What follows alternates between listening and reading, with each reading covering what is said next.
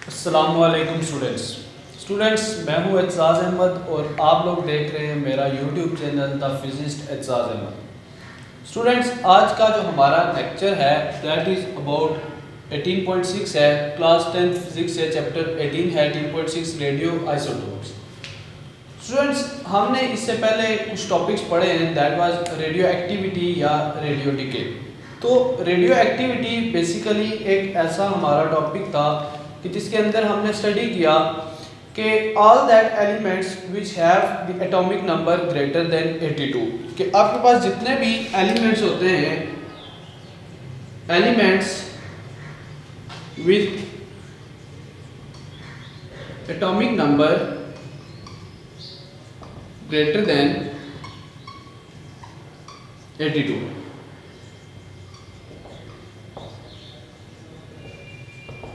Emits radiations, कि वो तमाम एलिमेंट्स जिनका एटॉमिक नंबर जो है वो 82 से ग्रेटर होता है वो क्या करते हैं कि डिफरेंट रेडिएशंस जो है वो एमिट करते हैं। एंड दीज रेडिएशंस एमिट जो वो करते हैं that type of these are the alpha radiations, beta radiations और गामा रेडिएशन। और इस तरह के जो एलिमेंट्स होते हैं that are called the radioactive elements.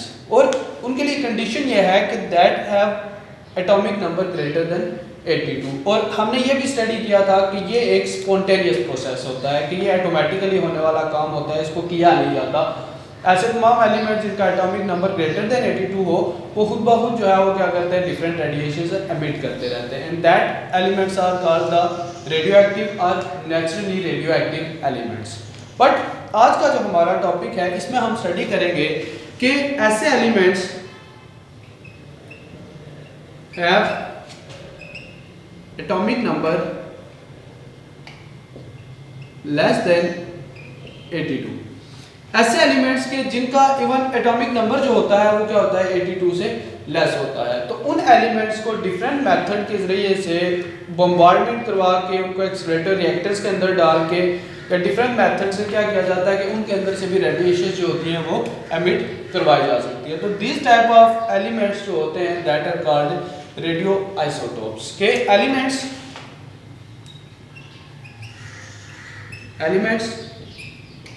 which have atomic number between 1 to 82 can emit radiations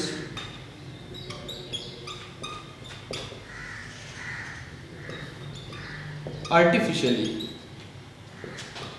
and are called radio, या इनको हम जो है वो रेडियो एक्टिव आइसोटोप्स।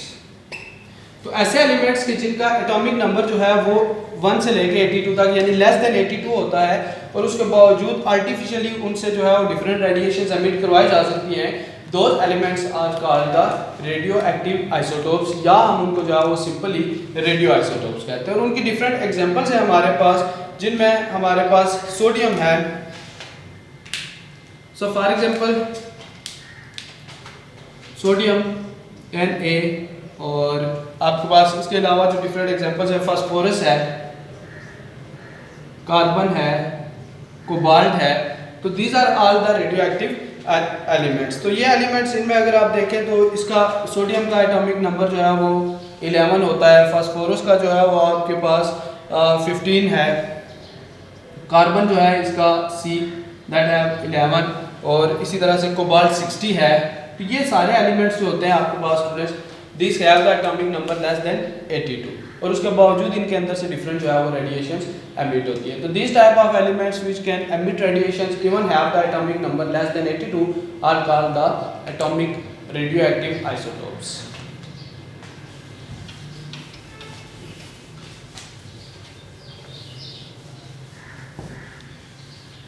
इसी के साथ एक पॉइंट है कि बेसिकली अगर ये रेडियो एक्टिव एलिमेंट्स हैं या रेडियो एक्टिविटी इनसे करवाई जाती है तो व्हाट आर दैट मेथड्स कि जिनकी मदद से इनको रेडियो एक्टिव एलिमेंट्स बनाया जा सकता है।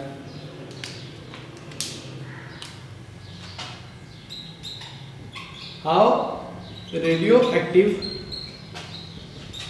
isotopes can be produced. कि रेडियो एक्टिव एलिमेंट्स जो होते हैं या रेडियो एक्टिव आइसोटोप्स हैं उनको प्रोड्यूस कैसे किया जाता है। तो नंबर 1 इसमें बाय बम्बार्डिंग,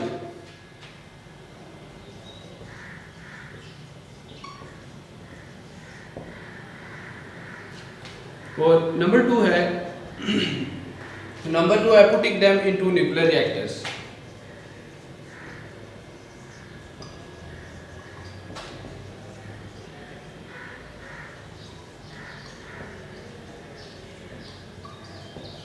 तो ये दो डिफरेंट मेथड्स हैं जिनकी मदद से जो है वो रेडियो एक्टिव एलिमेंट्स जो है वो या रेडियो एक्टिव आइसोटोप्स बनाए जाते हैं। तो by bombarding them with different particles such as alpha particles, protons and neutrons using the particle accelerator. तो पार्टिकल एक्सेलरेटर जो होता है उसके अंदर रख के तो इनको बम्बार्डमेंट करवाई जाती है by bombarding by alpha particles से या न्यूट्रॉन्स, प्रोटॉन्स। तो ये डिफरेंट पार्टिकल्स हैं, इनकी मदद से इनको बम्बार्डमेंट करवाई जाती है किसी न्यूक्लियर रिएक्टर के अंदर डाल के। न्यूक्लियर रिएक्टर के अंदर फिर अल्फा पार्टिकल्स, बीटा और न्यूट्रॉन्स और प्रोटॉन्स होते हैं, ये बम्बार्डमेंट करवा के तो फिर इनको जो है वो रेडियो एक्टिव एलिमेंट्स में जो है वो चेंज किया जाता है। फॉर एग्जांपल सोडियम है तो उसके ऊपर जब आप यहाँ से कोई न्यूट्रॉन्स डालते हैं, न्यूट्रॉन को बम्बार्डमेंट करवाते हैं तो वो जो सोडियम है वो फिर एक एज रेडियो एक्टिव आइसोटोप में चेंज हो जाता है। उसके अलावा जो आपके पास by putting them in the nuclear reactor by irradiating a stable nuclide with neutrons. तो क्या होता है कि न्यूक्लियर रिएक्टर के अंदर आपके पास कोई स्टेबल एलिमेंट है, all the elements which have the atomic number less than 82 are called the stable elements. Stable element के ऊपर आप क्या करते हैं, वहां पे न्यूट्रॉन्स की बम्बार्डमेंट करवाते हैं न्यूक्लियर रिएक्टर्स के अंदर। तो न्यूक्लियर रिएक्टर्स के अंदर जब बम्बार्डमेंट करवाएंगे तो वहां पे जो एलिमेंट्स जनरेट होते हैं that are the radioisotopes. तो ये दो मेथड्स हैं जिनकी मदद से रेडियो एक्टिव एलिमेंट्स जो है वो या radio active isotopes that can be produced.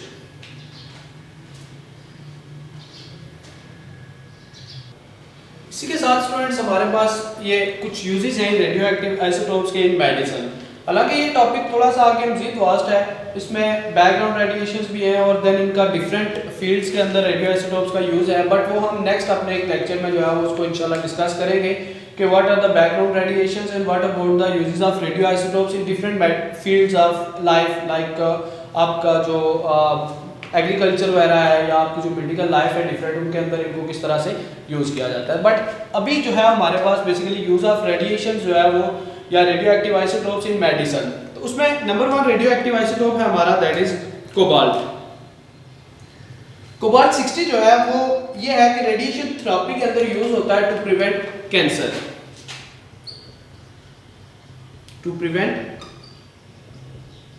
Cancer. ये है आपके पास कोबाल्ट 60 जो कि आपके पास क्या है, कैंसर जो है उसको प्रिवेंट करने के लिए जो है वो यूज किया जाता है। रेडिएशन थेरेपी होती है उसके अंदर इसको यूज किया जाता है। नंबर 2 हमारे पास है आयोडीन 131 जो कि locate the brain tumour, use to locate brain tumour. Brain tumour को लोकेट करने के लिए, उसको नाउन करने के लिए मॉनिटर कार्डिया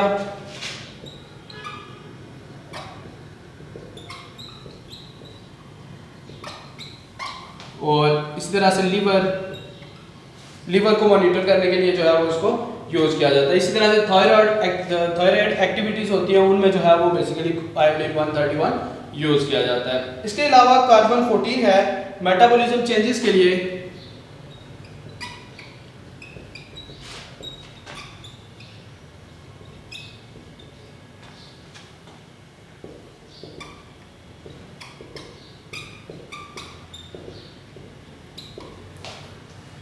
तो ये जो है वो डायबिट्स जो होती हैं उसके लिए मेटाबॉलिज्म चेंजेस को स्टडी करने के लिए जो है वो कार्बन 14 को यूज किया जाता है। कार्बन 11 है जो कि different monitor organs during PET scan.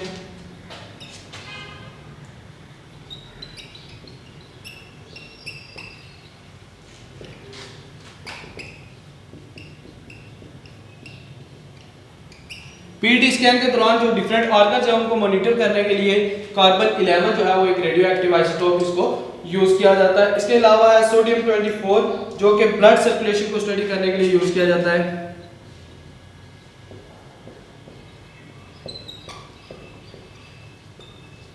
To study the blood circulation को स्टडी करने के लिए जो है सोडियम 24, और एक आपके पास है थीलियम 201 determine the damage in heart tissue.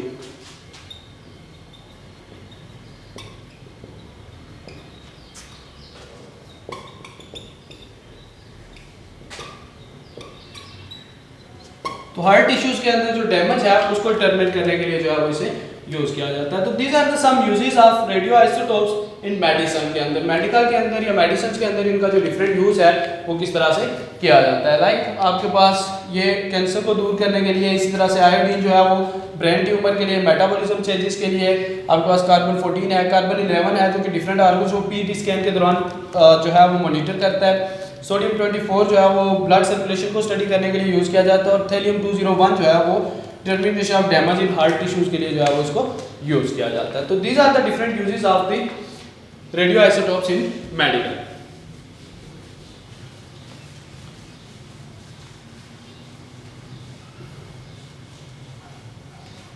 तो स्टूडेंट्स ये आज का हमारा टॉपिक था जिसमें हमने रेडियो आइसोटोप्स को पढ़ा कि बेसिकली रेडियो आइसोटोप्स हैं क्या और उनको क्यों जो है वो या किस तरह से उनको जो है वो प्रोड्यूस किया जाता है और उनका डिफरेंट मेडिकल के अंदर यूजेस क्या है। होप सो कि ये लेक्चर आप क्लियर होगा।